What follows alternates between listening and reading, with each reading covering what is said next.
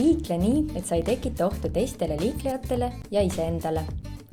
Tark jalgrattur teab ja täidab liikluseeskirja nõudeid, on tähelepanelik ega kiirusta, sõidab oma kasvule vastava ja tehniliselt töökorras jalgrattaga, kannab alati õige suurusega CE nõuetele vastavat kiivrit, hoiab 2 käega juhtrauast kinni, sest muidu võib kergesti kukkuda, teab peamisi ohuolukordi ning oskab neid vältida.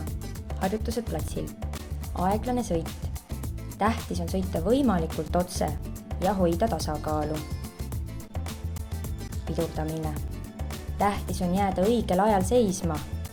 Tähelepanu, õige sõidukiirus aitab ennetada õnnetusi. Slaalom 8. Tähtis on osata jalgratast valitseda.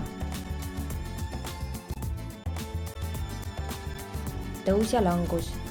Tähtis on osata sõita vastavalt maastikule.